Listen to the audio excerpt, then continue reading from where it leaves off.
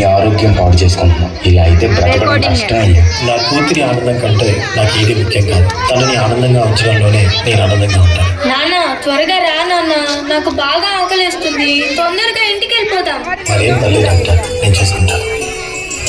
నాన్న నాకు బాగా ఆకలిస్తున్నప్పుడు ఆ ఆకలి తెలియకుండా ఒక పాట పాడతారు కదా, పాడండి నాన్న.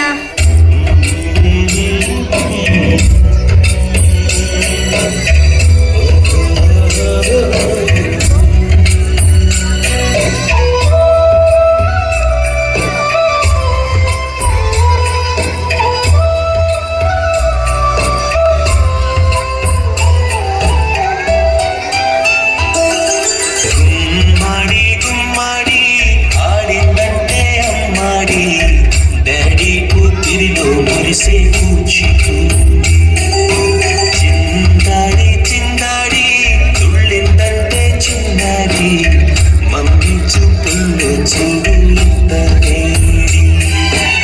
నాన్న కాళ్ళు నొప్పి వస్తున్నాయి నాన్న.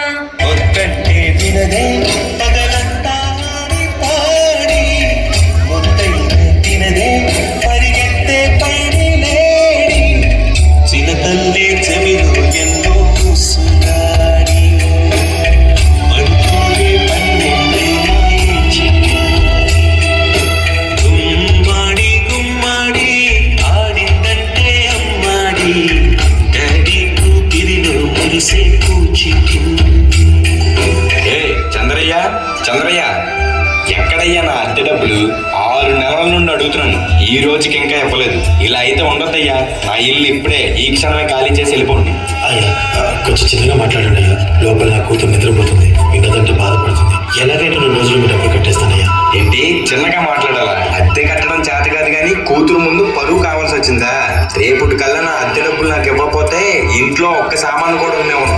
ఏమైంది నాన్న? ఏం లేదమ్మా, పద పడుకుందాం. నేను మొత్తం విన్నాను నాన్న, నువ్వేం బాధపడకు నాన్న. నేను బాగా చదువుకొని ఒక మంచి ఉద్యోగం చేస్తాను. మనమే ఒక మంచి ఇల్లు కట్టుకొని ఆనందంగా ఉందాం. అప్పుడు ఎవరికి డబ్బులు ఇవ్వాల్సిన అవసరం లేదు కదా. నువ్వేం బాధపడకు నాన్న. ఎన్నెన్నో ఆశలతో పెంచానమ్మ గుండెల్లో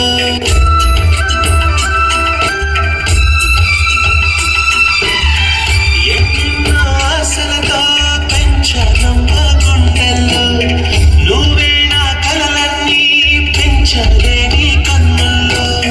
నా తల్లివి నువ్వు, నీ తండ్రిని నేను, ఎవరినెవరు లాలిస్తున్నారు.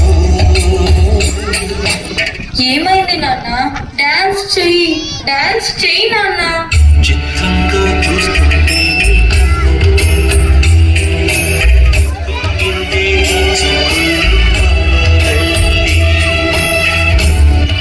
నాన్న రేపు నాకు ఢిల్లీలో ఇంటర్వ్యూ ఉంది. అందులో కానీ నేను సెలెక్ట్ అవుతే 60,000 జీతం వస్తుంది. ఇక మన కష్టాలన్నీ తీరిపోతాయి, హ్యాపీగా బ్రతికేయచ్చు. నీ ప్రశ్నలు నీవి, ఎవ్వరూ బదులుగా. జాగ్రత్తమ్మా, నీకోసం ఎదురు చూస్తూ ఉంటాను. త్వరగా వచ్చేవా? ఖచ్చితంగా ఆ జాబ్ ని సంపాదించే వస్తా.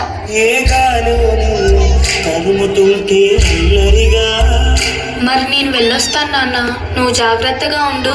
ఆగాలో లేదు తెలియదంటే చెల్లదుగా. ఈ జాబ్ నాకు చాలా అవసరం. మా నాన్న నా కోసం ఎంతో కష్టపడ్డాడు. మా నాన్నని హ్యాపీగా ఉంచాలంటే ఈ జాబ్ నాకు రావాలి. బతుకంటే పడి చదువా, పలుకుంటే అతి సులువా. నా బంగారు తల్లి, నేను పని చేయట్లేదు, డబ్బులకి ఇబ్బంది పడుతున్నా అని తాను జాబ్ చేస్తా అని ఇంటర్వ్యూకి వెళ్ళింది. సర్లే, నేను ఇంకా ఎన్ని రోజులు బ్రతుకుతానో కూడా తెలీదు. తనకి జాబ్ వస్తే తనే హ్యాపీగా ఉంటుంది. నా పాపకి జాబ్ వస్తుంది, దేవుడు ఉన్నాడు, జాబ్ ఖచ్చితంగా వస్తుంది, ఖచ్చితంగా.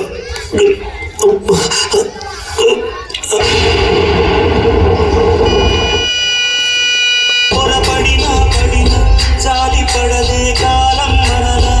యు ఆర్ సెలెక్టెడ్, నీకు ఈ జాబ్ వచ్చింది. Thank you so much sir. నాకు జాబ్ వచ్చిందని తెలిస్తే మా నాన్న చాలా హ్యాపీగా ఫీల్ అవుతారు. ఇప్పుడే ఈ విషయం మా నాన్నకు చెప్పాలి.